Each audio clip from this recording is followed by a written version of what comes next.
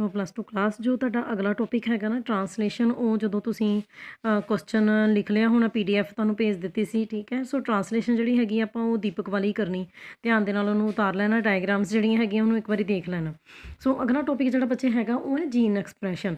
ਸੋ ਇਹਨਾਂ ਤੁਹਾਨੂੰ ਪੜ੍ਹਾ ਦਿੱਤਾ ਕਿ ਵੀ ਨਿਊਕਲੀਅਸ ਦੇ ਅੰਦਰ DNA ਪ੍ਰੈਜ਼ੈਂਟ ਹੈ। DNA ਜੋ ਹੈਗਾ ਉਹ ਮੈਸੇਂਜਰ RNA ਦੇ ਥਰੂ ਆਪਣੀ ਇਨਫੋਰਮੇਸ਼ਨ ਦੇ ਰਿਹਾ, ਠੀਕ ਹੈ। ਤਾਂ ਕੀ ਹੋ ਰਹੀ ਹੈ, ਪੋਲੀਪੈਪਟਾਈਡ ਦੀ ਸਿੰਥੇਸਿਸ ਹੋ ਰਹੀ ਹੈ, ਮੀਨਸ ਕਿ ਪ੍ਰੋਟੀਨ ਸਿੰਥੇਸਿਸ ਹੋ ਰਹੀ ਹੈ। ਸੋ ਕੋਈ ਵੀ ਜੀਨ ਆਪਣੇ ਆਪ ਨੂੰ ਕਿਸ ਤਰੀਕੇ ਦੇ ਨਾਲ ਐਕਸਪ੍ਰੈਸ ਕਰਦੀ ਹੈ, ਜਾਂ ਤਾਂ ਪ੍ਰੋਟੀਨ ਸਿੰਥੇਸਿਸ ਕਰਕੇ, ਜਾਂ ਫਿਰ ਕੈਟਾਲਿਸਟ ਦੀ ਤਰ੍ਹਾਂ ਪ੍ਰੋਟੀਨ ਫਿਰ ਐਕਟ ਕਰਦੀ ਹੈ, ਐਂਜ਼ਾਈਮ ਫਾਰਮੇਸ਼ਨ, ਜਾਂ ਫਿਰ ਕਿਸੇ ਬਾਇਓਕੈਮੀਕਲ ਦੀ ਫਾਰਮੇਸ਼ਨ ਦੇ ਥਰੂ। ਸੋ ਜੀਨਸ ਜਿਹੜੀਆਂ ਹੈਗੀਆਂ ਨੇ ਉਹ ਕੁਛ ਨਾ ਕੁਛ ਪ੍ਰੋਡਕਟਸ ਜਿਹੜੇ ਹੈਗੇ ਬਣਾ ਕੇ ਆਪਣੇ ਆਪ ਨੂੰ ਐਕਸਪ੍ਰੈਸ ਕਰਦੀ ਹੈ ਨਾ। ਸੋ ਆ ਜੀਨ ਐਕਸਪ੍ਰੈਸ਼ਨ ਇਸ ਤਰ੍ਹਾਂ ਹੋ ਰਿਹਾ ਵੀ ਨਿਊਕਲੀਅਸ ਸੀਗਾ, ਨਿਊਕਲੀਅਸ ਦੇ ਅੰਦਰ DNA ਸੀ, ਨਿਊਕਲੀਅਰ ਇਨਵੈਲਪ।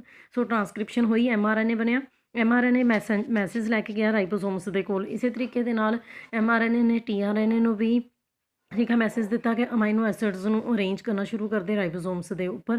ਤੇ ਤਾਂ ਟਰਾਂਸਲੇਸ਼ਨ ਹੋਈ ਤਾਂ ਕੀ ਹੋਈ, ਪੋਲੀਪੈਪਟਾਈਡ ਦੀ ਸਿੰਥੇਸਿਸ ਹੈ ਨਾ, ਜਿਹੜੀ ਕਿ ਮੀਨਸ ਕਿ ਪ੍ਰੋਟੀਨ ਸਿੰਥੇਸਿਸ ਹੋਈ। ਸੋ ਜੀਨ ਆਪਣੇ ਆਪ ਨੂੰ ਇਸ ਤਰੀਕੇ ਦੇ ਨਾਲ ਐਕਸਪ੍ਰੈਸ ਕਰਦੀ ਹੈ। ਜੇਕਰ ਅਸੀਂ ਕੋਲੀਨੈਰਿਟੀ ਦੇਖੀਏ, ਜੀਨ ਮਤਲਬ ਕਿ DNA ਹੈ ਨਾ। ਸੋ DNA ਦੇ ਉੱਤੇ ਛੋਟੇ ਛੋਟੇ ਸੈਗਮੈਂਟਸ ਹੈਗੇ ਆ, ਠੀਕ ਹੈ ਨਾ, ਜੀਨਸ ਪ੍ਰੈਜ਼ੈਂਟ ਹੈਗੀਆਂ ਨੇ। ਸੋ ਕੋਲੀਨੈਰਿਟੀ ਦਾ ਕੀ ਮਤਲਬ ਹੈ ਕਿ ਬੱਚੇ DNA ਦੇ ਅੰਦਰ ਤੁਹਾਨੂੰ ਪਤਾ ਕਿ ਨਾਈਟ੍ਰੋਜੀਨਸ ਬੇਸਿਸ ਪ੍ਰੈਜ਼ੈਂਟ ਹੈਗੇ ਆ। ਸੋ ਨਾਈਟ੍ਰੋਜੀਨਸ ਬੇਸਿਸ ਦਾ ਅਰੇਂਜਮੈਂਟ ਜਿਹੜਾ ਹੈਗਾ, ਜੇਕਰ ਇਹ ਨੋਰਮਲ ਇੱਕ ਜੀਨ ਹੈਗੀ ਹੈ ਨਾ, ਠੀਕ ਹੈ, ਤਾਂ ਇਹਦੇ ਤੋਂ ਬੱਚੇ ਕੀ ਬਣੇਗੀ, ਨੋਰਮਲ ਹੀ ਪ੍ਰੋਟੀਨ ਬਣੇਗੀ, ਕਿਉਂਕਿ ਬਿਲਕੁਲ ਸਹੀ ਮੈਸੇਜ ਜਿਹੜਾ ਹੈਗਾ DNA ਤੋਂ ਜਾਏਗਾ ਅਤੇ ਪ੍ਰੋਟੀਨ ਦੀ ਸਿੰਥੇਸਿਸ ਹੋਏਗੀ। ਦੇਖੋ ਕਿਸ ਤਰੀਕੇ ਦੇ ਨਾਲ ਅਮਾਈਨੋ ਐਸਿਡ 1 2 3, ਤੁਹਾਨੂੰ ਪਤਾ ਨਾ ਪ੍ਰੋਟੀਨ ਸਿੰਥੇਸਿਸ ਦੇ ਵਿੱਚ ਅਮਾਈਨੋ ਐਸਿਡਸ ਦਾ ਬਹੁਤ ਵੱਡਾ ਰੋਲ ਹੈ। ਅਮਾਈਨੋ ਐਸਿਡਸ ਦੀ ਬਣੀਆਂ ਹੁੰਦੀਆਂ ਨੇ ਪ੍ਰੋਟੀਨਸ। ਸੋ DNA ਤੋਂ ਮੈਸੇਜ ਮਿਲਿਆ, ਅਮਾਈਨੋ ਐਸਿਡਸ ਅਰੇਂਜ ਹੋ ਗਏ ਤਾਂ ਪ੍ਰੋਟੀਨ ਸਿੰਥੇਸਿਸ ਹੋ ਗਈ। ਪਰ ਜੇਕਰ ਇੱਕ ਵੀ ਨਾਈਟ੍ਰੋਜੀਨਸ ਬੇਸ ਦੇ ਵਿੱਚ ਕੋਈ ਚੇਂਜ ਆ ਗਈ ਨਾ, ਕੋਈ ਹੋਰ ਸਬਸਟੀਟਿਊਸ਼ਨ ਹੋ ਗਈ, ਠੀਕ ਹੈ, ਤਾਂ ਫਿਰ ਪ੍ਰੋਟੀਨ ਸਹੀ ਨਹੀਂ ਬਣਨੀ ਹੈਗੀ, ਮੁਟੈਂਟ ਪ੍ਰੋਟੀਨ ਬਣੇਗੀ। ਦੇਖੋ 1 ਨੰਬਰ ਪੋਜੀਸ਼ਨ ਦੇ ਉੱਤੇ ਅਮਾਈਨੋ ਐਸਿਡ ਆਇਆ ਹੀ ਨਹੀਂ ਕੋਈ ਵੀ, ਸਮਝਦੇ ਪਏ ਹੋ। ਸੋ ਸਿੱਧੀ ਜੀ ਗੱਲ ਹੈ, ਠੀਕ ਹੈ। ਸੋ ਇਹਨਾਂ ਦੇ ਆਪਸ ਦੇ ਵਿੱਚ ਕੀ ਹੈਗੀ, ਕੋਲੀਨੈਰਿਟੀ ਹੈ, ਕੋਲੀਨੀਅਰ ਹੈਗੇ ਨੇ ਨਾਈਟ੍ਰੋਜਨ DNA ਦੇ ਅੰਦਰ ਜਿਹੜੇ ਨਾਈਟ੍ਰੋਜੀਨਸ ਬੇਸਿਸ ਹੈ ਨਾ, ਅਤੇ ਅਮਾਈਨੋ ਐਸਿਡਸ ਜਿਹੜੇ ਕਿ ਪ੍ਰੋਟੀਨ ਦੇ ਵਿੱਚ ਅਰੇਂਜਡ ਹੈਗੇ ਆ, ਇਹ ਇੱਕ ਦੂਸਰੇ ਦੇ ਨਾਲ ਕੀ ਹੈ, ਕੋਲੀਨੀਅਰ ਹੈ। ਅਗਲਾ ਤੁਹਾਡੇ ਕੋਲ ਟੌਪਿਕ ਆ ਜਾਂਦਾ ਸੈਂਟਰਲ ਡੋਗਮਾ, ਜਿਹਨੂੰ ਕਿ ਅਸੀਂ ਫਲੋ ਆਫ ਇਨਫੋਰਮੇਸ਼ਨ ਵੀ ਕਹਿੰਦੇ ਆ। ਇਹ ਜੋ ਤੁਹਾਨੂੰ ਸਾਰਾ ਕੁਝ ਇੰਨਾ ਪੜ੍ਹਾ ਦਿੱਤਾ ਵੀ ਹਾਂਜੀ ਜੀ ਇੱਕ ਜੀਨ ਸੀਗੀ, ਟਰਾਂਸਕ੍ਰਿਪਸ਼ਨ ਹੋਈ, RNA ਸਾਰੇ RNA ਦੇ ਕੋਲ ਮੈਸੇਜ ਗਿਆ, ਫਿਰ ਟਰਾਂਸਲੇਸ਼ਨ ਹੋਈ, ਪੋਲੀਪੈਪਟਾਈਡ ਬਣੀ ਹੈ ਨਾ, ਠੀਕ ਹੈ। ਸੋ ਪੋਲੀਪੈਪਟਾਈਡ ਨੇ ਆਪਣੇ ਆਪ ਨੂੰ ਕਿਸ ਤਰੀਕੇ ਦੇ ਨਾਲ ਐਕਸਪ੍ਰੈਸ ਕੀਤਾ, ਜਾਂ ਤਾਂ ਪੋਲੀਪੈਪਟਾਈਡ ਨੇ ਕਿਸੇ ਔਰਗੇਨੈਲੀ ਦੇ ਅੰਦਰ ਜਾ ਕੇ ਆਪਣੇ ਆਪ ਨੂੰ ਐਕਸਪ੍ਰੈਸ ਕੀਤਾ। ਐਂਜ਼ਾਈਮਸ ਪ੍ਰੋਟੀਨਸ ਜਿਹੜੀਆਂ ਹੈਗੇ ਉਹ ਪ੍ਰੋਟੀਨੀਸ਼ੀਅਸ ਜਿਹੜੇ ਹੁੰਦੇ ਆ, ਐਂਜ਼ਾਈਮਸ ਪ੍ਰੋਟੀਨੀਸ਼ੀਅਸ ਹੁੰਦੇ ਆ ਨੇਚਰ ਦੇ ਵਿੱਚ ਹੈ ਨਾ। ਸੋ ਬਾਇਓਕੈਮੀਕਲਸ ਬਣੇ। ਸੋ ਸਿੱਧੀ ਜੀ ਗੱਲ ਹੈ ਕਿ ਜੀਨਸ ਜਿਹੜੀ ਹੈਗੀਆਂ ਉਹਦਾ ਫਲੋ ਆਫ ਇਨਫੋਰਮੇਸ਼ਨ ਜਿਹੜਾ ਹੈਗਾ ਉਹ ਜੀਨ ਤੋਂ ਹੋਇਆ। ਸੋ ਇਹ ਜਿਹੜਾ ਫਲੋ ਆਫ ਇਨਫੋਰਮੇਸ਼ਨ ਹੋ ਰਿਹਾ ਜੀਨ ਤੋਂ, ਠੀਕ ਹੈ ਨਾ, mRNA ਦੇ ਕੋਲ mRNA ਤੋਂ ਫਿਰ ਪ੍ਰੋਟੀਨ ਸਿੰਥੇਸਿਸ ਹੋ ਰਹੀ ਹੈ। ਸੋ ਇਹਨੂੰ ਬੱਚੇ ਅਸੀਂ ਕੀ ਕਹਿ ਦਿੰਦੇ ਹਾਂ, ਸੈਂਟਰਲ ਡੋਗਮਾ। ਜਿਹੜੀ ਫਲੋ ਆਫ ਇਨਫੋਰਮੇਸ਼ਨ ਹੁੰਦੀ ਹਮੇਸ਼ਾ ਹੀ ਯੂਨੀ ਡਾਇਰੈਕਸ਼ਨਲ ਹੁੰਦੀ ਹੈ ਨਾ, ਇੱਕ ਸਿੱਧੀ ਡਾਇਰੈਕਸ਼ਨ ਦੇ ਵਿੱਚ ਹੀ DNA ਦੇ ਉੱਤੇ RNA ਬਣ ਸਕਦਾ, ਪਰ RNA ਦੇ ਉੱਤੇ ਕਹਿੰਦਾ DNA ਨਹੀਂ ਬਣ ਸਕਦਾ। ਇਸੇ ਤਰੀਕੇ ਦੇ ਨਾਲ ਟਰਾਂਸਲੇਸ਼ਨ ਵੀ ਜਿਹੜੀ ਹੈਗੀ ਹੈ ਉਹ DNA ਦੇ ਉੱਤੇ ਹੋ ਰਹੀ ਹੈ mRNA ਦੇ ਥਰੂ ਹੈ ਨਾ, ਠੀਕ ਹੈ। ਪਰ ਟਰਾਂਸਲੇਸ਼ਨ ਰਾਈਬੋਸੋਮਸ ਦੇ ਉੱਤੇ DNA ਦੀ ਸਿੰਥੇਸਿਸ ਨਹੀਂ ਹੋ ਸਕਦੀ ਹੈ ਨਾ। ਸੋ ਜਿੱਦਾਂ ਤੁਹਾਨੂੰ ਦੱਸ ਦਿੱਤਾ ਸੀਗਾ ਕਿ DNA ਦੇ ਅੰਦਰ ਪਾਰਟੀਕੂਲਰ ਸੀਕੁਐਂਸਿਸ ਹੁੰਦੇ ਆ ਬੇਸਿਸ ਦੇ, ਉਹਨਾਂ ਨੂੰ ਅਸੀਂ ਜੈਨੇਟਿਕ ਕੋਡ ਕਹਿ ਦਿੰਦੇ ਹਾਂ। ਅੱਗੇ ਜਾ ਕੇ ਵੀ ਤੁਸੀਂ ਡਿਟੇਲ ਦੇ ਵਿੱਚ ਪੜ੍ਹਨੀ ਹੈ। DNA ਦਾ ਜਿਹੜਾ ਸੈਂਸ ਸਟੈਂਡ ਹੈ, ਦੱਸਿਆ ਸੀ ਨਾ 2 ਸਟੈਂਡ ਹੁੰਦੇ, ਉਹਨਾਂ ਦੇ ਵਿੱਚ ਦੀ ਇੱਕ ਸਟੈਂਡ ਜਿਹੜਾ ਹੈਗਾ ਸੈਂਸ ਸਟੈਂਡ ਹੈ, ਠੀਕ ਹੈ। ਸੋ ਜਿਹਦੇ ਅੰਦਰ ਕਿ ਇਨਫੋਰਮੇਸ਼ਨ ਹੈਗੀ ਹੈ ਜਿਹੜਾ ਕਿ ਗਾਈਡ ਕਰਦਾ ਹੈਗਾ, ਠੀਕ ਹੈ। ਸੋ ਜਿਹਨਾਂ ਕਿਹਦੀ ਸਿੰਥੇਸਿਸ ਨੂੰ ਗਾਈਡ ਕਰਦਾ, ਪੋਲੀਪੈਪਟਾਈਡ ਦੀ ਸਿੰਥੇਸਿਸ ਨੂੰ ਗਾਈਡ ਕਰਦਾ। ਸੋ ਇਹ ਜਿਹੜਾ ਫਲੋ ਆਫ ਇਨਫੋਰਮੇਸ਼ਨ ਹੋ ਰਿਹਾ ਇਹਨੂੰ ਕਹਿੰਦੇ ਸੈਂਟਰਲ ਡੋਗਮਾ, ਯੂਨੀ ਡਾਇਰੈਕਸ਼ਨਲ ਹੈ, ਠੀਕ। ਪਰ ਇੱਕ ਹੈਗਾ ਤੁਹਾਡੇ ਕੋਲ ਸੈਂਟਰਲ ਡੋਗਮਾ ਰਿਵਰਸ। ਕੁਛ ਵਾਇਰਸਿਸ ਦੇ ਵਿੱਚ ਐਕਸੈਪਸ਼ਨਸ ਤਾਂ ਤੁਹਾਨੂੰ ਪਤਾ ਕਿ ਹਰ ਜਗ੍ਹਾ ਹੁੰਦੀਆਂ ਹੀ ਹੈ। ਕੁਛ ਵਾਇਰਸਿਸ ਹੈ, ਠੀਕ ਹੈ, ਜਿਨ੍ਹਾਂ ਦੇ ਅੰਦਰ ਜਿਵੇਂ ਕਿ ਚਿਕਨ ਵਾਇਰਸਿਸ ਹੈ, ਕੈਂਸਰ ਕਾਜ਼ਿੰਗ ਚਿਕਨ ਵਾਇਰਸ ਹੈਗਾ, ਠੀਕ ਹੈ। ਸੋ ਜਿਹਦੇ ਅੰਦਰ RNA ਜਿਹੜਾ ਹੈਗਾ ਜੈਨੇਟਿਕ ਮਟੀਰੀਅਲ ਦਾ ਕੰਮ ਕਰ ਰਿਹਾ। ਸੋ ਉੱਥੇ ਬੱਚੇ ਇੱਕ ਸੈਂਟਰਲ ਡੋਗਮਾ ਰਿਵਰਸ ਹੋ ਰਿਹਾ, ਜਿਹਦੇ 'ਚ ਕਿਹੜਾ ਐਂਜ਼ਾਈਮ ਕੰਮ ਕਰਦਾ ਪਿਆ, ਰਿਵਰਸ ਟਰਾਂਸਕ੍ਰਿਪਸ਼ਨ ਹੋ ਰਹੀ ਹੈ, ਰਿਵਰਸ ਟਰਾਂਸਕ੍ਰਿਪਟੇਜ਼ ਹੈ ਨਾ, ਐਂਜ਼ਾਈਮ ਕੰਮ ਕਰਦਾ ਪਿਆ ਕਿ RNA ਦੇ ਉੱਪਰ DNA ਦੀ ਸਿੰਥੇਸਿਸ ਹੋ ਰਹੀ ਨੇ। ਤੇ ਤੁਹਾਨੂੰ ਮੈਂ ਪਿਛਲੇ ਟੌਪਿਕ ਦੇ ਵਿੱਚ ਕੀ ਦੱਸਿਆ ਸੀਗਾ, ਠੀਕ ਹੈ, ਕਿ DNA ਦੇ ਉੱਤੇ ਹੀ RNA ਦੀ ਸਿੰਥੇਸਿਸ ਹੁੰਦੀ ਹੈ, RNA ਤੋਂ ਫਿਰ ਮੈਸੇਜ ਮਿਲਦਾ ਤੇ ਫਿਰ ਪ੍ਰੋਟੀਨ ਸਿੰਥੇਸਿਸ ਹੁੰਦੀ ਹੈ ਨਾ। ਸੋ ਯੂਨੀ ਡਾਇਰੈਕਸ਼ਨਲ ਫਲੋ ਹੈ ਹਾਂ, ਠੀਕ। ਪਰ ਰਿਵਰਸ ਜਿਹੜਾ ਸੈਂਟਰਲ ਡੋਗਮਾ ਰਿਵਰਸ ਹੈ, ਸੋ ਇਹਨੂੰ ਹੋਰ ਕੀ ਕਹਿੰਦੇ ਆ, ਟੈਮਿਨਿਜ਼ਮ ਕਹਿੰਦੇ ਆ। ਇਹ ਕੁਛ ਵਾਇਰਸਿਸ ਦੇ ਵਿੱਚ ਹੁੰਦਾ ਨਾ, ਐਕਸੈਪਸ਼ਨਲ ਕੇਸ ਹੈ, ਠੀਕ ਹੈ। ਸੋ DNA ਦੇ ਉੱਤੇ RNA ਬਣਿਆ, RNA ਦੇ ਉੱਤੇ ਵੀ DNA ਬਣ ਰਿਹਾ ਹੈ ਨਾ। ਸੋ ਇਹਦੇ ਵਿੱਚ ਐਂਜ਼ਾਈਮ ਕਿਹੜਾ ਕੰਮ ਕਰਦਾ, ਰਿਵਰਸ ਟਰਾਂਸਕ੍ਰਿਪਟੇਜ਼ ਐਂਜ਼ਾਈਮ ਕੰਮ ਕਰਦਾ। ਸੋ ਉਹ ਵਾਇਰਸਿਸ, ਠੀਕ ਹੈ, ਜਿਨ੍ਹਾਂ ਦੇ ਅੰਦਰ ਫਿਰ ਬੱਚੇ ਰਿਵਰਸ ਟਰਾਂਸਕ੍ਰਿਪਸ਼ਨ ਹੁੰਦੀ ਹੈ ਨਾ, ਉਹਨਾਂ ਨੂੰ ਰੈਟਰੋ ਵਾਇਰਸਿਸ ਕਹਿੰਦੇ ਆ। ਏਡਜ਼ ਵਾਇਰਸ ਜਿਹੜਾ ਹੈਗਾ ਉਹ ਇੱਕ ਰੈਟਰੋ ਵਾਇਰਸ ਹੈ, ਸਮਝਦੇ ਪਏ ਗੱਲ ਨੂੰ। ਠੀਕ, ਇੱਕ ਤੁਹਾਡੇ ਕੋਲ ਆ ਗਿਆ RNA ਵਰਡ। RNA ਵਰਡ ਦਾ ਕੀ ਮਤਲਬ ਹੈ ਕਿ ਜਦੋਂ ਜਿਹੜੇ ਪ੍ਰਿਮਿਟਿਵ ਲਾਈਫ ਦੀਆਂ ਜਿਹੜੀਆਂ ਵੀ ਫੋਰਮਸ ਹੈਗੀਆਂ ਨੇ ਨਾ, ਉਹ ਇੱਕ ਤਰ੍ਹਾਂ ਦੀਆਂ ਮਤਲਬ RNA ਦਾ ਪੂਰਾ ਸੰਸਾਰ ਸੀ, RNA ਹੀ ਸਭ ਕੁਛ ਸੀ, ਹੈ ਨਾ। ਉਹ ਸਿਰਫ ਇੱਕ ਜੈਨੇਟਿਕ ਮਟੀਰੀਅਲ ਹੀ ਨਹੀਂ ਸੀ, ਠੀਕ ਆ। ਸੋ ਕੈਟਾਲਿਸਟ ਦਾ ਵੀ ਕੰਮ ਕਰਦਾ ਸੀ, ਹੈ ਨਾ। ਲਾਈਫ ਦੀਆਂ ਜਿਹੜੇ ਅਰਲੀ ਲਾਈਫ ਫੋਰਮਸ ਜਿਹੜੀਆਂ ਹੈਗੀਆਂ ਉਹਦੇ 'ਚ ਬਹੁਤ ਸਾਰੇ ਜਿਹੜੇ ਰਿਐਕਸ਼ਨਸ ਹੁੰਦੇ ਸੀ, RNA ਦੇ ਦੁਆਰਾ ਹੀ ਕੈਟਾਲਾਈਜ਼ਡ ਕੀਤੇ ਜਾਂਦੇ ਸੀ, ਹੈ ਨਾ। ਸੋ ਕੁਛ ਰਾਈਬੋਸੋਮਲ RNAs ਜਿਹੜੇ ਹੈਗੇ ਆ, ਜਿੱਦਾਂ ਕਿ ਕੁਛ ਸਿਲੀਕੇਟਸ ਦੇ ਵਿੱਚ, ਜਿਵੇਂ ਕਿ ਟੈਟਰਾਹਾਈਮੀਨਾ ਦੇ ਵਿੱਚ, ਸੋ ਸਪਲਾਈਸਿੰਗ ਕਰਦੇ ਆ, ਦੱਸਿਆ ਹੋਇਆ ਤੁਹਾਨੂੰ RNA ਸਿੰਥੇਸਿਸ ਦੇ ਵਿੱਚ ਸਪਲਾਈਸਿੰਗ, ਹੈ ਨਾ। ਠੀਕ ਹੈ, ਸੋ RNA ਦੇ ਸੈਗਮੈਂਟਸ ਨੂੰ ਕੋਈ ਗਲਤ ਨਾਈਟ੍ਰੋਜਨਸ ਬੇਸ ਜੁੜ ਗਿਆ ਤੇ ਉਹਨਾਂ ਨੂੰ ਬਾਹਰ ਕੱਢ ਦਿੱਤਾ ਜਾਂਦਾ, ਹੈ ਨਾ। ਪ੍ਰਾਈਮਰ RNA ਚਾਹੀਦੇ ਆ DNA ਸਿੰਥੇਸਿਸ ਦੇ ਲਈ। 3 ਤਰ੍ਹਾਂ ਦੇ ਜਿਹੜੇ RNA ਹੈਗੇ ਆ ਉਹ ਚਾਹੀਦੇ ਹੀ ਚਾਹੀਦੇ ਆ ਪ੍ਰੋਟੀਨ ਸਿੰਥੇਸਿਸ ਦੇ ਲਈ, ਹੈ ਨਾ। ਸੋ ਰਾਈਬੋਸ ਨਿਊਕਲੀਓਟਾਈਡਸ ਜਿਹੜੇ ਹੈਗੇ ਆ ਉਹ ATP ਦੇ ਵਿੱਚ ਵੀ ਪ੍ਰੈਜ਼ੈਂਟ ਹੈ। ਸੋ RNA ਵਰਡ ਜਿਹੜਾ ਹੈਗਾ ਉਹ ਬਹੁਤ ਜ਼ਿਆਦਾ ਇੰਪੋਰਟੈਂਟ ਸੀ, ਹੈ ਨਾ। ਜੇਕਰ ਅਸੀਂ ਹੁਣ ਰਿਲੇਸ਼ਨਸ਼ਿਪ ਦੇਖੀਏ ਕਿਤੇ ਵਿਚਕਾਰ ਜੀਨਸ ਤੇ ਐਂਜ਼ਾਈਮਸ ਦੇ ਵਿਚਕਾਰ ਇੱਕ ਰਿਲੇਸ਼ਨਸ਼ਿਪ ਦੇਖੀਏ ਤਾਂ ਕੀ ਹੈ ਕਿ ਇੱਕ ਜੀਨਸ ਜਿਹੜੀਆਂ ਅਸੀਂ ਪਹਿਲਾਂ ਹੀ ਕਹਿ ਦਿੱਤਾ ਕਿ ਉਹਨਾਂ ਦੇ ਅੰਦਰ ਇਨਫੋਰਮੇਸ਼ਨ ਹੈਗੀ ਹੈ ਨਾ। ਸੋ ਐਂਜ਼ਾਈਮਸ ਦੀ ਸਿੰਥੇਸਿਸ ਕਰਨ ਦੇ ਲਈ ਉਹਨਾਂ ਦੇ ਕੋਲ ਇੱਕ ਇਨਫੋਰਮੇਸ਼ਨ ਹੈ। ਸੋ ਜੀਨਸ ਜਿਹੜੀਆਂ ਹੈਗੀਆਂ ਨੇ, ਅਸੀਂ ਇੱਦਾਂ ਵੀ ਕਹਿ ਸਕਦੇ ਹਾਂ ਕਿ ਕਿਸ ਤਰੀਕੇ ਦੇ ਨਾਲ ਆਪਰੇਟ ਕਰਦੀਆਂ, ਉਹ ਕੀ ਪ੍ਰੋਡਿਊਸ ਕਰਦੀਆਂ, ਐਂਜ਼ਾਈਮਸ ਪ੍ਰੋਡਿਊਸ ਕਰਦੀਆਂ। ਜੇਕਰ ਤੁਹਾਨੂੰ ਯਾਦ ਹੈ ਤਾਂ ਇਨਬੋਰਨ ਐਰਰਸ ਜਿਹੜੀਆਂ ਹੈਗੀਆਂ ਤੁਹਾਨੂੰ ਕਰਵਾਈਆਂ ਹੋਈਆਂ 4th ਕਿ 5th ਚੈਪਟਰ ਦੇ ਵਿੱਚ, ਜਿਹੜੀਆਂ ਡਿਜ਼ੀਜ਼ਿਸ ਸੀਗੀਆਂ ਕਿ ਜੇਕਰ ਬੋਡੀ ਦੇ ਅੰਦਰ ਜੇਕਰ ਐਂਜ਼ਾਈਮਸ ਹੀ ਨਹੀਂ ਨਾ ਹੋਣਗੇ, ਹੈ ਨਾ, ਠੀਕ ਹੈ, ਤਾਂ ਕੋਈ ਬਹੁਤ ਸਾਰੀਆਂ ਪ੍ਰੋਸੈਸਿਸ ਜਿਹੜੀਆਂ ਹੈਗੀਆਂ ਨੇ, ਮਤਲਬ ਉਹ ਕੁਛ ਸਬਸਟਾਂਸਿਸ ਜਿਹੜੇ ਹੈਗੇ ਆਕਸੀਡਾਈਜ਼ ਨਹੀਂ ਹੋ ਪਾਉਣਗੇ, ਠੀਕ ਹੈ। ਸੋ ਉਹ ਯੂਰੀਨ ਦੇ ਵਿੱਚ ਆ ਜਾਣਗੇ ਤੇ ਡਿਸਆਰਡਰਸ ਹੋ ਜਾਣਗੇ, ਜਿੱਦਾਂ ਫਿਨਾਈਲ ਕੀਟੋਨਿਊਰੀਆ, ਅਲਕੈਪਟੋਨਿਊਰੀਆ, ਹੈ ਨਾ। ਠੀਕ ਹੈ, ਸੋ ਜੀਨਸ ਜਿਹੜੀਆਂ ਹੈਗੀਆਂ ਨੇ ਉਹ ਕਿਹਦੀ ਸਿੰਥੇਸਿਸ ਕਰਵਾਉਂਦੀਆਂ, ਐਂਜ਼ਾਈਮ ਸਿੰਥੇਸਿਸ ਕਰਵਾਉਂਦੀਆਂ, ਠੀਕ ਹੈ। ਸੋ ਇਸ ਤਰੀਕੇ ਦੇ ਨਾਲ ਇੱਕ ਤੁਹਾਡੇ ਕੋਲ ਬੀਟਲ ਐਂਡ ਟੋਟਮਸ 1 ਜੀਨ 1 ਐਂਜ਼ਾਈਮ ਹਾਈਪੋਥੇਸਿਸ ਆਇਆ, ਠੀਕ। ਸੋ ਇਹ ਕੀ ਹੈ ਕਿ ਬੱਚੇ ਜੀਨਸ ਜਿਹੜੀਆਂ ਹੈਗੀਆਂ ਉਹਨਾਂ ਦੇ ਅੰਦਰ ਇਨਫੋਰਮੇਸ਼ਨ ਹੈ ਐਂਜ਼ਾਈਮਸ ਦੀ ਸਿੰਥੇਸਿਸ ਵਾਸਤੇ, ਹੈ ਨਾ। ਸੋ ਬੀਟਲ ਐਂਡ ਟੋਟਮ ਜਿਹੜੇ ਸਾਇੰਟਿਸਟ ਸੀ ਉਹਨਾਂ ਨੇ ਬੱਚੇ ਇੱਕ ਐਕਸਪੈਰੀਮੈਂਟ ਕੀਤਾ, ਹੈ ਨਾ। ਸੋ ਜੀਨਸ ਜਿਹੜੀਆਂ ਹੈਗੀਆਂ ਉਹਨਾਂ ਦੇ ਅੰਦਰ ਇਨਫੋਰਮੇਸ਼ਨ ਹੈ ਐਂਜ਼ਾਈਮ ਦੀ ਸਿੰਥੇਸਿਸ ਲਈ। ਮੈਂ ਪਹਿਲੇ ਕਹਿ ਦਿੱਤਾ ਐਂਜ਼ਾਈਮਸ ਜਿਹੜੇ ਕਿ ਪ੍ਰੋਟੀਨ ਹੁੰਦੇ ਆ ਨੇਚਰ ਦੇ ਵਿੱਚ, ਠੀਕ ਹੈ ਜੀ। ਸੋ 1948 ਦੇ ਵਿੱਚ ਉਹਨਾਂ ਨੇ ਐਕਸਪੈਰੀਮੈਂਟ ਕੀਤਾ। ਉਹਨਾਂ ਨੇ ਇੱਕ ਪਿੰਕ ਬ੍ਰੈਡ ਮਾਊਲਡ ਲਈ, ਫੰਜਾਈ ਲਈ, ਕਿਹੜੀ ਨਿਊਰੋਸਪੋਰਾ ਕ੍ਰੈਸਾ, ਉਹਨਾਂ ਨੇ ਕੀ ਕੀਤਾ ਕਿ ਇਹਨੂੰ ਇੱਕ ਉਸ ਮੀਡੀਅਮ ਦੇ ਵਿੱਚ ਗਰੋ ਕਰਵਾਇਆ, ਠੀਕ ਹੈ, ਜਿਹਦੇ ਵਿੱਚ ਸਿੰਪਲ ਸ਼ੂਗਰ ਸੀ ਅਤੇ ਸਾਲਟ ਸੀ, ਹੈ ਨਾ। ਠੀਕ ਹੈ, ਸੋ ਇਹਦੇ ਤੋਂ ਹੀ ਅਸੀਂ ਹੋਰ ਕੀ ਕਰ ਸਕਦੇ ਸੀ, ਹੋਰ ਮਟੀਰੀਅਲਸ ਜਿਹੜੇ ਹੈਗੇ ਤਿਆਰ ਕਰ ਸਕਦੇ ਸੀ, ਜਿੱਦਾਂ ਕਿ ਅਮਾਈਨੋ ਐਸਿਡਸ, ਪਿਊਰਿਨਸ, ਪਾਇਰਮੇਡਿਨਸ, ਹੈ ਨਾ। ਠੀਕ ਹੈ, ਸੋ ਪਰ ਸਿੰਪਲ ਜਿਹਾ ਉਹਨਾਂ ਨੇ ਇੱਕ ਮੀਡੀਅਮ ਲਿਆ, ਉਹਦੇ ਵਿੱਚ ਇਹਨਾਂ ਨੇ ਫੰਜਾਈ ਨੂੰ ਗਰੋ ਕਰਵਾਇਆ, ਹੈ ਨਾ। ਠੀਕ, ਅਤੇ ਉਹਨਾਂ ਨੇ ਕਿਹਾ ਕਿ ਅਸੀਂ ਇਸ ਮੀਡੀਅਮ ਤੋਂ ਵੀ ਹੋਰ ਪ੍ਰੋਡਕਟਸ ਵੀ ਤਿਆਰ ਕਰਵਾ ਸਕਦੇ ਹਾਂ ਐਂਜ਼ਾਈਮ ਕੈਟਾਲਾਈਜ਼ਡ ਰਿਐਕਸ਼ਨ ਦੇ ਦੁਆਰਾ। ਇਸ ਕਿਸਮ ਦੀ ਜਿਹੜੀ ਵਾਈਲਡ ਟਾਈਪ ਦੇ ਜਿਹੜੇ ਇੰਡੀਵਿਜੂਅਲਸ ਸੀਗੇ, ਜਿਨ੍ਹਾਂ ਨੂੰ ਕਿ ਸਿੰਪਲ ਨੋਰਮਲ ਮੀਡੀਅਮ ਦੇ ਵਿੱਚ ਗਰੋ ਕਰਾਇਆ ਗਿਆ ਨਾ ਫੰਗਸ ਦੇ, ਉਹਨਾਂ ਨੂੰ ਕਿਹਾ ਗਿਆ ਪ੍ਰੋਟੋਟ੍ਰੋਫਸ।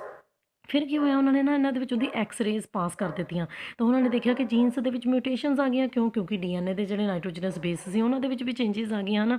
ਹੁਣ ਪਰ ਜਿਹੜੇ ਇਹ ਮਿਊਟੈਂਟਸ ਫਿਰ ਤਿਆਰ ਹੋਏ, ਦੇਖੋ ਇਹ ਗੱਲ ਤੁਹਾਨੂੰ ਪਿੱਛੇ ਵੀ ਦੱਸੀ ਹੈ ਕਿ ਨੈਚੁਰਲੀ ਜੇਕਰ ਜੀਨ ਦੀ ਇਨਫੋਰਮੇਸ਼ਨ ਦੇ ਵਿੱਚ ਚੇਂਜ ਆ ਗਈ ਨਾ, ਤਾਂ ਨੈਚੁਰਲੀ ਜਿਹੜੀ ਉਹਦੇ ਤੋਂ ਪ੍ਰੋਟੀਨ ਤਿਆਰ ਹੋਣੀ ਨਾ, ਉਹਦੀ ਇਨਫੋਰਮੇਸ਼ਨ ਤੋਂ ਉਹਦੇ ਅਮਾਈਨੋ ਐਸਿਡਸ ਦੇ ਵਿੱਚ ਵੀ ਚੇਂਜ ਆ ਜਾਣੀ ਹੈ।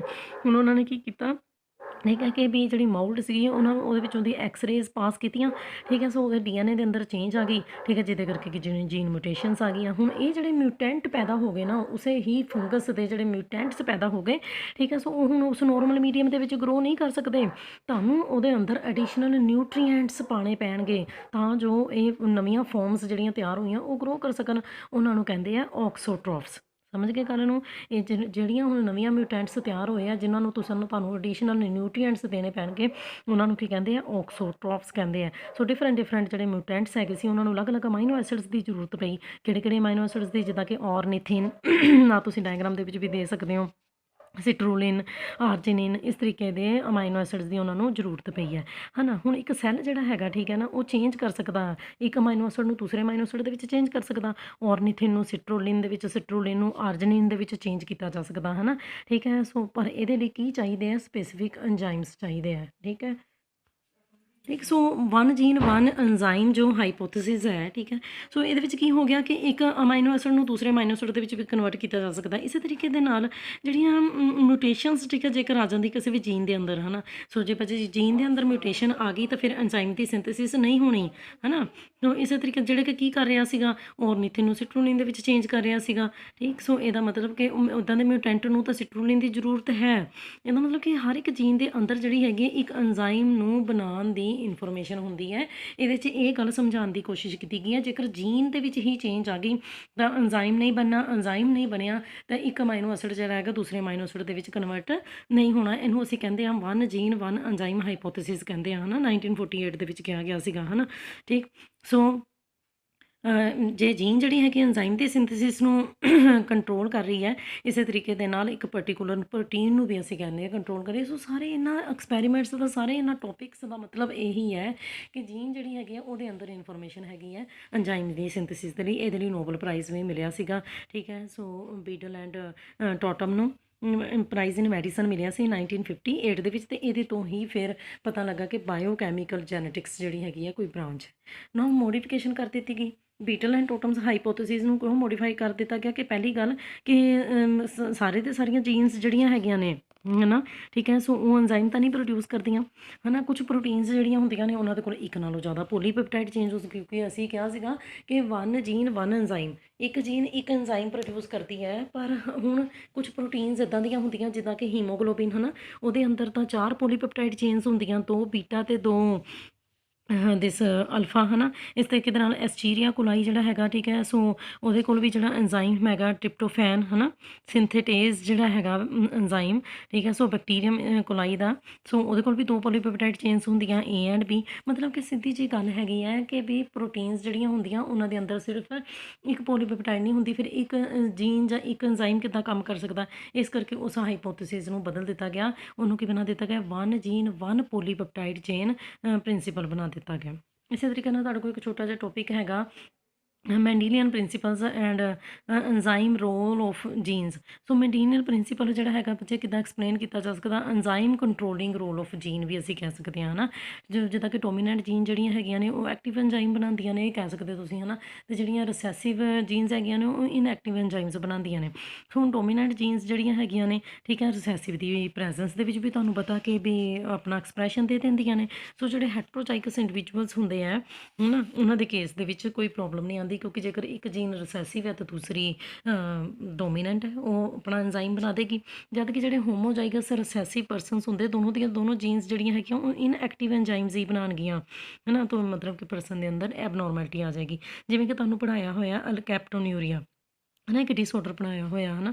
ਸੋ ਇਸ ਕੇਸ ਦੇ ਵਿੱਚ ਕੀ ਹੈਗਾ ਕਿ ਜੀਨ ਦੇ ਵਿੱਚ ਡਿਫੈਕਟ ਆਉਣ ਦੇ ਕਰਕੇ ਪਰਸਨ ਦੇ ਅੰਦਰ ਜੈਂਟੀਸੇਟ ਜਿਹੜਾ ਆਕਸੀਡੇਜ਼ ਐਂਜ਼ਾਈਮ ਜਿਹੜਾ ਹੈਗਾ ਉਹ ਨਹੀਂ ਬਣ ਪਾਉਂਦਾ, ਹੈ ਨਾ। ਸੋ ਜਿਹਦੇ ਕਰਕੇ ਹੈਗਾ ਕਿ ਉਹ ਪਰਸਨ ਦੇ ਅੰਦਰ ਜਿਹੜਾ ਹੈਗਾ ਡਿਸਆਰਡਰ ਪੈਦਾ ਹੋਣਾ ਸ਼ੁਰੂ ਹੋ ਜਾਂਦਾ, ਸਮਝਦੇ ਪਏ ਹੋ, ਠੀਕ ਹੈ ਨਾ। ਸੋ ਜੀਨ ਜਿਹੜੀ ਸਹੀ ਹੋਏਗੀ ਤਾਂ ਫਿਰ ਐਂਜ਼ਾਈਮ ਜਿਹੜਾ ਹੈਗਾ ਸਹੀ ਬਣੇਗਾ। ਨਾ ਅੱਗੇ ਤੁਹਾਡੇ ਕੋਲ ਆ ਜਾਂਦੀ ਜੈਨੇਟਿਕ ਕੋਡ। ਜਿਵੇਂ ਮੈਂ ਪਹਿਲਾਂ ਤੁਹਾਨੂੰ ਦੱਸਿਆ, ਸੋ ਇਨਫੋਰਮੇਸ਼ਨ ਜਿਹੜੀ ਹੈਗੀ ਹੈ ਐਗਜ਼ਿਸਟ ਕਰਦੀ ਹੈ ਡੀਐਨਏ ਦੇ ਅੰਦਰ, ਇੱਕ ਪਰਟੀਕੂਲਰ ਸੀਕੁਐਂਸਿਸ ਆਫ ਬੇਸਿਸ ਹੁੰਦੇ ਆ ਡੀਐਨਏ ਦੇ ਅੰਦਰ, ਸੋ ਉਹਨੂੰ ਅਸੀਂ ਜੈਨੇਟਿਕ ਕੋਡ ਕਹਿੰਦੇ ਆ, ਹੈ ਨਾ। ਸੋ ਜੈਨੇਟਿਕ ਕੋਡ ਜਿਹੜੀ ਹੈਗੀ ਆ, ਹੁਣ ਦੇਖੋ ਉਹਦੇ ਅੰਦਰ ਤਾਂ 4 ਤਰ੍ਹਾਂ ਦੇ ਫਿਰ ਕਿਉਂਕਿ ਡੀਐਨਏ ਹੈ 4 ਤਰ੍ਹਾਂ ਦੇ ਨਾਈਟ੍ਰੋਜਨਸ ਬੇਸ ਹੁੰਦੇ ਨਾ, ਪਤਾ ਹੀ ਹੈ ਤੁਹਾਨੂੰ, A T C ਅਤੇ G। ਹੁਣ ਜੇ 4 ਨਾਈਟ੍ਰੋਜਨਸ ਬੇਸ ਹੈ ਅਤੇ ਇੱਕ ਨਾਈਟ੍ਰੋਜਨਸ ਬੇਸ ਇੱਕ ਅਮਾਈਨੋ ਐਸਿਡ ਦੇ ਲਈ ਕੋਡ ਕਰ ਰਿਹਾ, ਇਹਦਾ ਮਤਲਬ ਸਿਰਫ ਕਿੰਨੇ ਅਮਾਈਨੋ ਐਸਿਡਸ ਦੇ ਲਈ ਕੋਡ ਕੀਤਾ ਗਿਆ, ਸਿਰਫ 4 ਅਮਾਈਨੋ ਐਸਿਡਸ ਦੇ ਲਈ। ਅੱਛਾ, ਪਰ ਜੇਕਰ ਇਹ 4 ਨਾਈਟ੍ਰੋਜਨਸ ਬੇਸ ਜਿਹੜੇ ਹੈਗੇ ਆ, ਸੋ ਜੇ ਇਹਨਾਂ ਦੇ 2-2 ਦੇ ਜੋੜੇ ਬਣਾ ਦਿੱਤੇ ਜਾਣ ਅਤੇ ਫਿਰ, ਹੈ ਨਾ, 4 ਨਾਈਟ੍ਰੋਜਨਸ ਬੇਸਿਸ ਦੇ 2-2 ਦੇ ਜੋੜੇ ਬਣਾ ਦਿੱਤੇ ਜਾਣ ਅਤੇ ਫਿਰ ਇਹ ਕਿੰਨੇ ਅਮਾਈਨੋ ਐਸਿਡਸ ਦੇ ਲਈ ਕੋਡ ਕਰ ਸਕਦੇ ਆ, 16 ਅਮਾਈਨੋ ਐਸਿਡਸ ਦੇ ਲਈ। ਅੱਛਾ, ਫਿਰ ਕਹਿੰਦੇ ਆ ਕਿ ਜੇਕਰ ਅਸੀਂ ਇਹਨਾਂ ਨੂੰ ਕਿਉਂਕਿ ਸਾਨੂੰ ਪਤਾ ਕਿ ਜੈਨੇਟਿਕ ਕੋਡ ਜਿਹੜੀ ਹੈਗੀ ਹੈ ਨਾ, ਸੋ ਉਹਦੇ ਅੰਦਰ ਜਿਹੜੇ 3 ਨਾਈਟ੍ਰੋਜਨਸ ਬੇਸਿਸ ਦੇ ਜੋੜੇ ਆ, ਠੀਕ ਹੈ ਜੀ, ਸੋ ਉਹ ਟ੍ਰਿਪਲੈਟ ਹੈ, ਸਮਝਦੇ ਪਏ, ਠੀਕ ਹੈ। ਸੋ ਇਸ ਤਰੀਕੇ ਦੇ ਨਾਲ ਜੇਕਰ ਅਸੀਂ 3 ਨਾਈਟ੍ਰੋਜਨਸ ਬੇਸ ਦੇ ਜੋੜੇ ਬਣਾਉਂਦੇ ਹਾਂ ਨਾ, ਫਿਰ ਉਹ 64 ਅਮਾਈਨੋ ਐਸਿਡਸ ਦੇ ਲਈ ਕੋਡ ਕਰ ਸਕਦੇ ਹੈ। ਆਹ ਦੇਖੋ ਤੁਹਾਨੂੰ ਇੱਥੇ ਦਿਖਾਇਆ ਹੋਇਆ, ਠੀਕ ਹੈ ਜੀ। ਸੋ ਇੱਥੇ ਕਿਹੜੇ ਨਾਈਟ੍ਰੋਜਨਸ ਬੇਸ ਲਏ ਹੋਏ ਆ, UCA ਅਤੇ G, ਇੱਧਰ ਵੀ UCA ਅਤੇ G, ਇੱਧਰ ਵੀ ਲਏ ਹੋਏ ਆ, ਹੈ ਨਾ। ਸੋ ਇਹਨਾਂ 3 ਦੇ ਜੋੜੇ ਬਣਾ ਦਿੱਤੇ ਹੋਏ ਨਾ, ਇੱਕ ਵਾਰੀ ਤਿੰਨੇ U ਹੀ ਲੈ ਲਏ, ਹੈ ਨਾ, ਆ U, ਸਮਝਦੇ ਪਏ ਹੋ, ਠੀਕ ਹੈ। ਇਸ ਸਾਈਡ ਤੋਂ ਵੀ U ਲੈ ਲਏ, ਹੈ ਨਾ।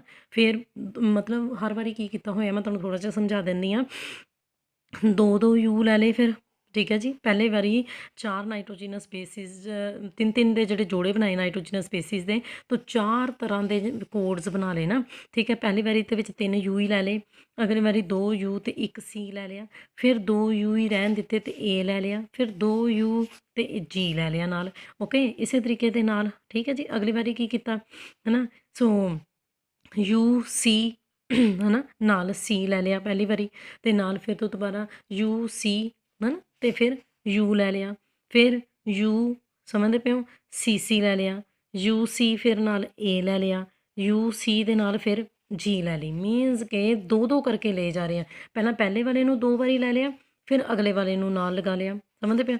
ਅੱਗੇ ਹੁਣ ਯੂ ਦੇ ਨਾਲ ਏ ਲਗਾ ਲਿਆ। ਸਮਝਦੇ ਪਏ ਹੋ? ਉਹ ਤਾਂ ਲਿਆ ਹੀ ਲਿਆ ਹੈ ਨਾ। ਫਿਰ ਯੂ ਦੇ ਨਾਲ ਜੀ ਲਗਾ ਲਿਆ, ਅਤੇ ਨਾਲ ਤਾਂ ਲੱਗਣੇ ਹੀ ਲੱਗਣੇ ਯੂ ਸੀ ਏ ਜੀ, ਯੂ ਸੀ ਏ ਜੀ। ਫਰੰਟ ਵਾਲੇ 2 ਨੂੰ ਬਦਲ ਦਿੱਤਾ ਗਿਆ। ਸੋ ਇਹ ਕੋਈ ਗੱਲ ਨਹੀਂ, ਇੰਨੀ ਜ਼ਿਆਦਾ ਤੁਹਾਨੂੰ ਇੱਧਰ ਡੀਪ ਜਾਣ ਦੀ ਜ਼ਰੂਰਤ ਨਹੀਂ। ਸਿੱਧੀ ਜੀ ਗੱਲ ਹੈ ਕਿ ਜੇਕਰ ਅਸੀਂ ਨਾਈਟ੍ਰੋਜਨਸ ਬੇਸਿਸ ਦੇ 3 ਦੇ ਜੋੜੇ ਬਣਾਉਂਦੇ ਆ ਨਾ, ਫਿਰ ਉਹ ਕੋਡ ਕਰਨਗੇ ਕਿਤੇ ਲਈ 64 ਅਮਾਈਨੋ ਐਸਿਡਸ ਦੇ ਲਈ। ਠੀਕ ਹੈ, ਸੋ ਇਹ ਜੋ ਸੀਕੁਐਂਸ ਹੈਗਾ ਬੇਸ ਟ੍ਰਿਪਲੇਟਸ ਦਾ DNA ਮੋਲੀਕੂਲ ਦੇ ਅੰਦਰ, ਇਹ ਜੈਨੇਟਿਕ ਕੋਡ ਬਣਾ ਰਿਹਾ। ਸੋ ਜੈਨੇਟਿਕ ਕੋਡ ਜਿਹੜੀ ਹੈਗੀ ਹੈ, ਠੀਕ ਹੈ, ਸੋ ਇਹਦੇ ਵਿੱਚ ਫਿਰ ਉਹੀ ਹਰ ਇੱਕ ਟ੍ਰਿਪਲੇਟ ਜਿਹੜਾ ਹੈਗਾ ਇੱਕ ਅਮਾਈਨੋ ਐਸਿਡ ਨੂੰ ਰਿਪਰੈਜ਼ੈਂਟ ਕਰਦਾ ਪੋਲੀਪੈਪਟਾਈਡ ਚੇਨ ਦੇ ਵਿੱਚ। ਠੀਕ ਹੈ, ਸੋ 5 ਪ੍ਰਾਈਮ ਟੂ 3 ਪ੍ਰਾਈਮ ਡਾਇਰੈਕਸ਼ਨ ਦੇ ਵਿੱਚ ਹੀ।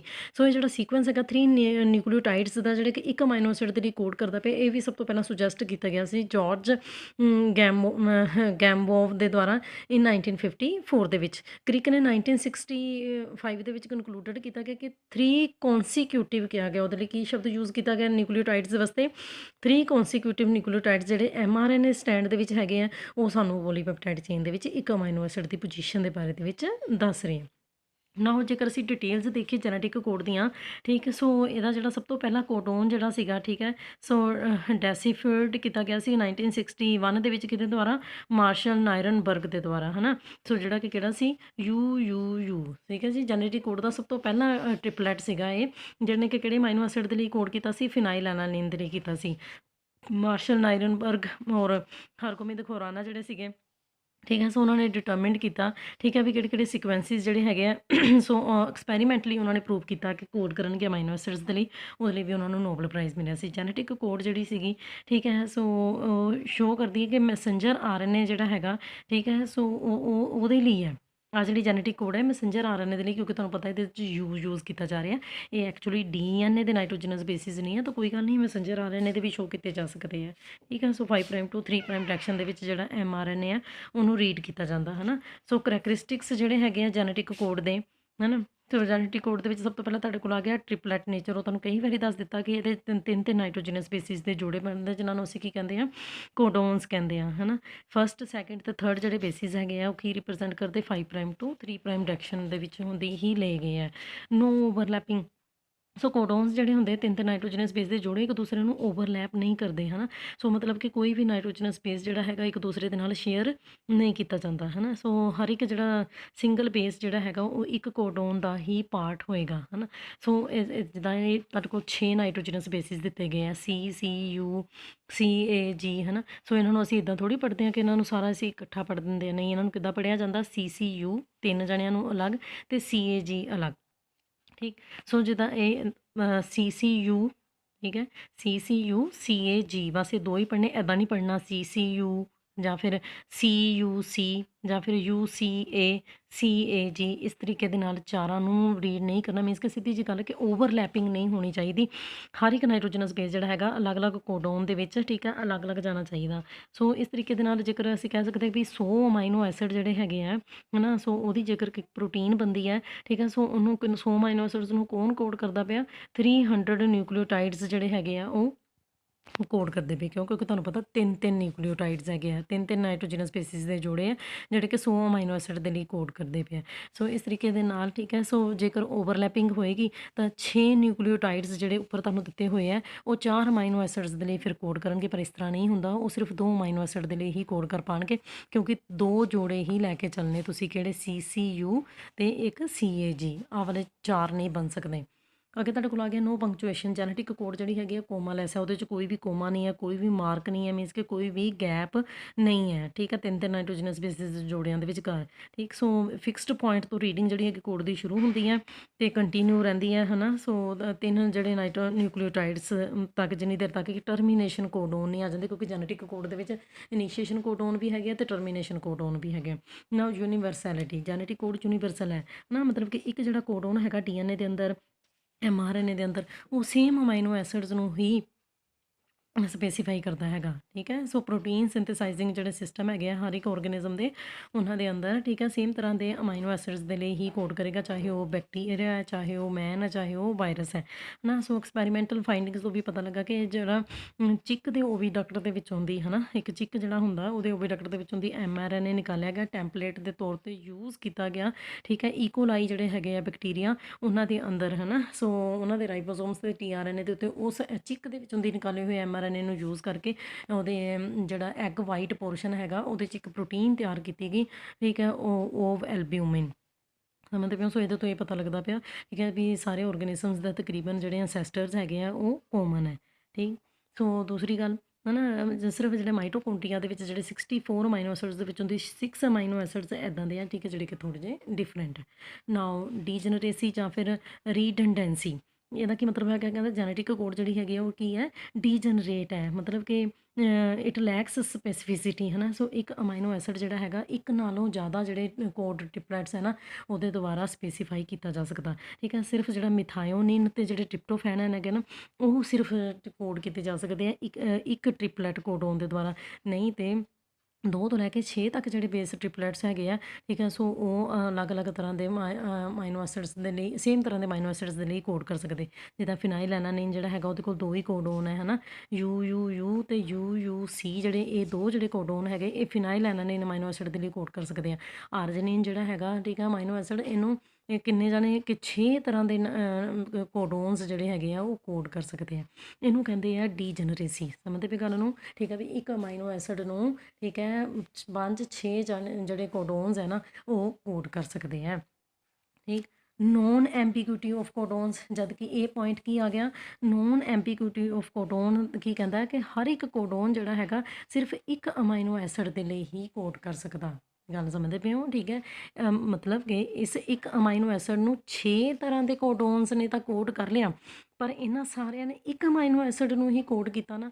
ਇਹੀ ਗੱਲ ਇੱਥੇ ਕਹਿੰਦੇ ਪਏ, ਨੋਨ ਐਂਬੀਗੁਇਟੀ ਕੀ ਹੈਗੀ ਹੈ ਕਿ ਹਰ ਇੱਕ ਕੋਡੋਨ ਜਿਹੜਾ ਹੈਗਾ, ਠੀਕ ਹੈ, ਸੋ ਉਹ ਕੋਡ ਕਰ ਸਕਦਾ ਇੱਕ ਅਮਾਈਨੋ ਐਸਿਡ ਦੇ ਲਈ, ਇੱਕ ਨਾਲੋਂ ਜ਼ਿਆਦਾ ਅਮਾਈਨੋ ਐਸਿਡ ਦੇ ਲਈ ਕੋਡ ਨਹੀਂ ਕਰ ਸਕਦਾ, ਠੀਕ ਹੈ ਨਾ। ਜਦ ਕਿ ਜਿਹੜੇ ਕੋਡੋਨਸ ਹੈਗੇ ਆ GAA ਤੇ GAG, ਠੀਕ ਹੈ ਨਾ, ਸੋ ਇਹ ਦੋਨੋਂ ਹੀ ਜਿਹੜੇ ਹੈਗੇ ਆ ਗਲੂਟੈਮਿਕ ਐਸਿਡ ਨੂੰ ਕਰਦੇ ਪਏ ਆ, ਇੱਕ ਤਰ੍ਹਾਂ ਦੇ ਅਮਾਈਨੋ ਐਸਿਡ ਨੂੰ ਕਰਦੇ ਪਏ ਨਾ। ਇਹ ਐਂਬੀਗੁਇਟੀ ਹੈ, ਸਮਝਦੇ ਪਏ ਤੁਸੀਂ ਗੱਲ ਨੂੰ? ਉੱਪਰ ਰੀਡੰਡੈਂਸੀ ਹੈ, ਇਹ ਰੀਡੰਡੈਂਸੀ ਹੈ, ਠੀਕ ਹੈ, ਕਿ ਇੱਕ ਅਮਾਈਨੋ ਐਸਿਡ ਨੂੰ, ਠੀਕ ਹੈ, ਦੋ ਜਾਂ ਦੋ ਨਾਲੋਂ ਜ਼ਿਆਦਾ ਜਿਹੜੇ ਕੋਡੋਨਸ ਹੈਗੇ ਆ ਉਹ ਕੋਡ ਕਰ ਸਕਦੇ ਆ, ਹੈ ਨਾ, ਠੀਕ ਹੈ। ਸੋ ਇਹਨਾਂ ਦੇ ਵਿੱਚੋਂ ਦੀ, ਪਰ ਇਹਨਾਂ ਨੇ ਕਿਸੇ ਹੋਰ ਅਮਾਈਨੋ ਐਸਿਡ ਨੂੰ ਤਾਂ ਨਹੀਂ ਨਾ ਕੀਤਾ, ਇੱਕ ਤਰ੍ਹਾਂ ਦੇ ਅਮਾਈਨੋ ਐਸਿਡ ਨੂੰ ਹੀ ਕੀਤਾ ਨਾ। ਇਹਨੂੰ ਕਹਿੰਦੇ ਨੋਨ ਐਂਬੀਗੁਇਟੀ। ਤੁਸੀਂ ਮੇਰੀ ਗੱਲ ਸਮਝ ਗਏ? ਸਿੱਧੀ ਜੀ ਗੱਲ ਹੈਗੀ ਹੈ, ਠੀਕ ਹੈ, ਵੀ ਬਹੁਤ ਸਾਰੇ ਕੋਡੋਨਸ ਇੱਕ ਅਮਾਈਨੋ ਐਸਿਡ ਦੇ ਲਈ ਕੋਡ ਕਰ ਸਕਦੇ ਆ, ਸਮਝਦੇ ਪਏ ਗੱਲ ਨੂੰ? ਠੀਕ ਹੈ, ਪਰ ਉਹ ਇੱਕ ਤਰ੍ਹਾਂ ਦੇ ਅਮਾਈਨੋ ਐਸਿਡ ਦੇ ਲਈ ਹੀ ਕੋਡ ਕਰ ਸਕਦੇ ਆ ਫਿਰ, ਠੀਕ ਹੈ, ਇੱਕ ਨਾਲੋਂ ਜ਼ਿਆਦਾ ਤਰ੍ਹਾਂ ਦੇ ਅਮਾਈਨੋ ਐਸਿਡ ਦੇ ਲਈ ਕੋਡ ਨਹੀਂ ਕਰ ਸਕਦੇ। ਜ਼ਿਆਦਾ ਕੋਡੋਨਸ ਜਿਹੜੇ ਹੈਗੇ ਇੱਕ ਅਮਾਈਨੋ ਐਸਿਡ ਦੇ ਲਈ ਕੋਡ ਕਰ ਸਕਦੇ ਆ, ਉਹ ਹੋ ਗਈ ਡੀਜਨਰੇਸੀ ਜਾਂ ਰੀਡੰਡੈਂਸੀ, ਠੀਕ ਹੈ ਜੀ। ਸੇ ਫਿਰ ਕੋਡੋਨਸ ਜਿਹੜੇ ਹੈਗੇ ਆ ਉਹ ਇੱਕ ਤਰ੍ਹਾਂ ਦੇ ਅਮਾਈਨੋ ਐਸਿਡ ਦੇ ਲਈ ਹੀ ਕੋਡ ਕਰ ਸਕਦੇ ਆ, ਉਹ ਹੋ ਗਈ ਨੋਨ ਐਂਬੀਗੁਇਟੀ। ਅੱਗੇ ਤੁਹਾਡੇ ਕੋਲ ਆ ਗਿਆ ਨੋਨ ਸੈਂਸ ਜਾਂ ਫਿਰ ਟਰਮੀਨੇਸ਼ਨ ਕੋਡੋਨਸ ਆ ਗਏ। ਸੋ 64 ਦੇ ਵਿੱਚੋਂ ਦੀ 3 ਜਿਹੜੇ ਹੈਗੇ ਆ ਕੋਡੋਨਸ ਇੱਦਾਂ ਦੇ ਆ, UAA, UAG, UGA, ਜਿਹੜੇ ਕਿ ਕਿਸੇ ਵੀ ਅਮਾਈਨੋ ਐਸਿਡ ਦੇ ਲਈ ਕੋਡ ਨਹੀਂ ਕਰਦੇ, ਕਿਸੇ ਵੀ ਅਮਾਈਨੋ ਐਸਿਡ ਨੂੰ ਸਪੈਸੀਫਾਈ ਨਹੀਂ ਕਰਦੇ ਆ। ਸੋ ਇਹਨਾਂ ਨੂੰ ਅਸੀਂ ਕਹਿੰਦੇ ਆ ਨੋਨ ਸੈਂਸ ਜਾਂ ਫਿਰ ਟਰਮੀਨੇਟਰ ਕੋਡੋਨਸ ਕਹਿੰਦੇ ਆ। ਮਤਲਬ ਕਿ ਇਹਦਾ ਮਤਲਬ ਜਦੋਂ ਤੱਕ ਇੱਥੇ ਤੱਕ ਚੇਨ ਪਹੁੰਚਦੀ ਹੈ, ਪੋਲੀਪੈਪਟਾਈਡ ਚੇਨ ਇੱਥੇ ਆ ਕੇ ਰੁਕ ਜਾਂਦੀ ਹੈ। ਸੋ 64 ਦੇ ਵਿੱਚੋਂ ਦੀ ਸਿਰਫ 61 ਅਮਾਈਨੋ ਐਸਿਡਸ ਜਿਹੜੇ ਹੈਗੇ ਆ, 61 ਜਿਹੜੇ ਕੋਡੋਨਸ ਹੈਗੇ ਆ ਉਹ ਅਮਾਈਨੋ ਐਸਿਡ ਦੇ ਲਈ ਕੋਡ ਕਰਦੇ ਆ, 3 ਨਹੀਂ ਕਰਦੇ। ਅਗਰ ਤੁਹਾਡੇ ਕੋਲ ਆ ਗਿਆ ਇਨੀਸ਼ੀਏਸ਼ਨ ਔਰ ਸਟਾਰਟ ਕੋਡੋਨਸ, ਜਿਵੇਂ ਮੈਂ ਤੁਹਾਨੂੰ ਟਰਮੀਨੇਟਰ ਕੋਡੋਨਸ ਦੱਸੇ, ਇਸੇ ਤਰੀਕੇ ਦੇ ਨਾਲ AUG ਜਿਹੜਾ ਹੈਗਾ ਇਹਨੂੰ ਅਸੀਂ ਇਨੀਸ਼ੀਏਸ਼ਨ ਕੋਡੋਨ ਜਾਂ ਫਿਰ ਸਟਾਰਟ ਕੋਡੋਨ ਕਹਿੰਦੇ ਆ, ਜਿਹੜਾ ਕਿ ਪੋਲੀਪੈਪਟਾਈਡ ਚੇਨ ਦੀ ਸਿੰਥੇਸਿਸ ਨੂੰ ਸ਼ੁਰੂ ਕਰਦਾ। ਇਹ ਕਿਹੜੇ ਅਮਾਈਨੋ ਐਸਿਡ ਦੇ ਲਈ ਕੋਡ ਕਰਦਾ ਹੈ? AUG, ਮਿਥਾਇਓਨਿਨ। ਇਹਦਾ ਮਤਲਬ ਇੱਥੇ 2 ਤਰ੍ਹਾਂ ਦੇ ਫੰਕਸ਼ਨ ਹੈ, ਠੀਕ ਹੈ ਨਾ। ਸੋ ਇੱਕ ਤਾਂ ਇਹ ਪੋਲੀਪੈਪਟਾਈਡ ਚੇਨ ਦੀ ਸਿੰਥੇਸਿਸ ਨੂੰ ਸ਼ੁਰੂ ਕਰਵਾਉਂਦਾ, ਦੂਸਰੀ ਗੱਲ ਮਿਥਾਇਓਨਿਨ ਅਮਾਈਨੋ ਐਸਿਡ ਦੇ ਲਈ ਇਹ ਕੋਡ ਕਰਦਾ। ਇਸ ਕਰਕੇ ਅਸੀਂ ਇਹਨੂੰ ਸਟਾਰਟ ਕੋਡੋਨ ਜਾਂ ਫਿਰ AUG ਨੂੰ ਇਨੀਸ਼ੀਏਸ਼ਨ ਕੋਡੋਨ ਵੀ ਕਹਿੰਦੇ ਆ, ਠੀਕ। ਸੋ ਇਹ ਮਿਥਾਇਓਨਿਨ ਦੇ ਲਈ ਕੋਡ ਕਰ ਰਿਹਾ। ਸੋ ਇਹਦਾ ਮਤਲਬ ਪੋਲੀਪੈਪਟਾਈਡ ਚੇਨ ਜਿਹੜੀ ਹੈਗੀ ਆ ਮਿਥਾਇਓਨਿਨ ਅਮਾਈਨੋ ਐਸਿਡਸ ਤੋਂ ਇਹ ਪੋਲੀਪੈਪਟਾਈਡ ਚੇਨ ਦੀ ਸਿੰਥੇਸਿਸ ਸ਼ੁਰੂ ਹੋ ਜਾਏਗੀ। ਇਸੇ ਤਰੀਕੇ ਨਾਲ ਪ੍ਰੋਕੈਰੀਓਟਸ ਦੇ ਵਿੱਚ GUG ਇਨੀਸ਼ੀਏਸ਼ਨ ਕੋਡੋਨ ਹੋ ਸਕਦਾ। ਕੋਲੀਨੀਅਰਿਟੀ ਤੁਹਾਨੂੰ ਕਿੰਨੀ ਵਾਰੀ ਦੱਸ ਦਿੱਤਾ, ਠੀਕ ਹੈ, ਪੋਲੀਪੈਪਟਾਈਡ ਚੇਨ ਦੇ ਅੰਦਰ, ਠੀਕ ਹੈ। ਸੋ DNA ਦੀ ਚੇਨ ਦੇ ਅੰਦਰ, ਸੋ ਜੋ ਨਾਈਟ੍ਰੋਜਨਸ ਬੇਸਿਸ ਦਾ ਜੋ ਸੀਕੁਐਂਸ ਹੋਏਗਾ ਉਹੀ ਪੋਲੀਪੈਪਟਾਈਡ ਚੇਨ ਦੇ ਅੰਦਰ ਅਮਾਈਨੋ ਐਸਿਡਸ ਦਾ ਸੀਕੁਐਂਸ ਹੋਏਗਾ। ਇਹ ਤੁਹਾਨੂੰ ਕਈ ਵਾਰੀ ਦੱਸ ਦਿੱਤਾ, ਠੀਕ ਹੈ, ਵੀ ਇਹ ਇੱਕ ਦੂਸਰੇ ਦੇ ਕੋਲੀਨੀਅਰ ਹੈ। ਤੇ ਲਾਸਟ ਤੁਹਾਡੇ ਕੋਲ ਆ ਗਿਆ ਕਰੈਕਟਰਿਸਟਿਕਸ ਜੀਨ ਪੋਲੀਪੈਪਟਾਈਡੀ ਪੈਰਿਟੀ। ਸੋ ਇੱਕ ਸਪੈਸੀਫਿਕ ਜੀਨ ਜਿਹੜੀ ਹੈਗੀ ਹੈ ਟਰਾਂਸਕ੍ਰਾਈਬ ਕਰਦੀ ਇੱਕ ਸਪੈਸੀਫਿਕ mRNA ਨੂੰ, ਠੀਕ ਹੈ, ਜਿਹੜਾ ਕਿ ਫਿਰ ਅੱਗੋਂ ਇੱਕ ਸਪੈਸੀਫਿਕ ਪੋਲੀਪੈਪਟਾਈਡ ਚੇਨ ਪ੍ਰੋਡਿਊਸ ਕਰਦਾ। ਸੋ ਇਹਦੇ ਬੇਸਿਸ ਦੇ ਉੱਤੇ ਅਸੀਂ ਕਹਿ ਸਕਦੇ ਹਾਂ ਕਿ ਸੈਲਸ ਜਿਹੜੇ ਹੁੰਦੇ ਆ, ਠੀਕ ਹੈ, ਉਹਨਾਂ ਦੇ ਕੋਲ ਬੜੀਆਂ ਸਾਰੀਆਂ ਪੋਲੀਪੈਪਟਾਈਡਸ ਹੁੰਦੀਆਂ, ਉਨੀਆਂ ਪੋਲੀਪੈਪਟਾਈਡਸ ਹੁੰਦੀਆਂ ਜਿੰਨੀਆਂ ਕਿ ਉਹਨਾਂ ਦੇ ਕੋਲ ਜੀਨਸ ਹੁੰਦੀਆਂ। ਪਰ ਕੁਛ ਐਕਸੈਪਸ਼ਨਸ ਹੈਗੀਆਂ ਨੇ, ਅਸੀਂ ਕਿਹਾ ਸੀ ਜੈਨੇਟਿਕ ਕੋਡ ਦੇ ਆ ਕਰੈਕਟਰਿਸਟਿਕਸ ਹੈਗੇ ਆ, ਪਰ ਕੁਛ ਐਕਸੈਪਸ਼ਨਸ ਵੀ ਹੈਗੀਆਂ ਨੇ, ਹੈ ਨਾ, ਠੀਕ ਹੈ। ਸੋ ਜਿੱਦਾਂ ਜੈਨੇਟਿਕ ਕੋਡ ਦੇ ਰੋਲ ਦੇ ਵਿੱਚ ਵੇਰੀਏਸ਼ਨ ਆ ਜਾਂਦੀ ਹੈ, ਹੈ ਨਾ, ਜਿੱਦਾਂ ਅਸੀਂ ਕਿਹਾ ਸੀ ਕਿ ਟਰਮੀਨੇਸ਼ਨ ਕੋਡੋਨ ਹੁੰਦੇ ਆ, ਪ੍ਰੋਟੀਨ ਸਿੰਥਸਿਸ ਨੂੰ ਰੋਕ ਦਿੰਦੇ ਆ, ਪਰ ਪੈਰਾਮੀਸ਼ੀਅਮ ਦੇ ਵਿੱਚ ਇਹੀ ਜਿਹੜੇ ਟਰਮੀਨੇਸ਼ਨ ਕੋਡੋਨ ਹੈਗੇ ਆ ਉਹ ਕਿਸੇ ਨਾ ਕਿਸੇ ਅਮਾਈਨੋ ਐਸਿਡ ਦੇ ਲਈ ਕੋਡ ਕਰਦੇ ਪਏ ਆ। ਓਵਰਲੈਪਿੰਗ ਆਫ ਜੀਨ ਅਸੀਂ ਕਿਹਾ ਸੀ ਨਹੀਂ ਹੁੰਦੀ ਹੈਗੀ ਹੈ, ਹੈ ਨਾ, ਠੀਕ ਹੈ, ਪਰ ਕੁਛ ਵਾਇਰਸਿਸ ਆ ਉਹਨਾਂ ਦੇ ਵਿੱਚ ਹੁੰਦੀ ਹੈ। ਮਾਈਟੋਕੌਂਡਰੀਆ ਦੇ ਜੇਕਰ ਅਸੀਂ ਜੀਨਸ ਦੇਖੀਏ ਤਾਂ ਉਹਦੇ ਵਿੱਚ ਜਿਹੜੇ ਏ ਜਿਹੜੇ ਕੋਡੋਨਸ ਹੈਗੇ ਆ, ਠੀਕ ਹੈ, ਸੋ ਇਹ ਆਰਜਨਿਨ ਦੇ ਲਈ ਕੋਡ ਕਰਦੇ ਪਏ ਆ, ਠੀਕ ਹੈ, ਜਦ ਕਿ ਹਿਊਮਨ ਬੀਇੰਗ ਤੇ ਮਾਈਟੋਕੌਂਡਰੀਆ ਦੇ ਵਿੱਚ ਇਹ ਪ੍ਰੋਸੈਸ ਨੂੰ ਰੋਕਣ ਦਾ ਕੰਮ ਕਰਦੇ ਪਏ ਆ, ਠੀਕ ਹੈ। ਸੋ ਥੋੜ੍ਹੀਆਂ ਬਹੁਤੀਆਂ ਐਕਸੈਪਸ਼ਨਸ ਜਿਹੜੀਆਂ ਹੈਗੀਆਂ ਇਹਨਾਂ ਦੇ ਕਰੈਕਟਰਿਸਟਿਕਸ ਦੇ ਵਿੱਚ ਹੈ। ਸੋ ਇੱਥੇ ਤੱਕ ਸੁਣਨਾ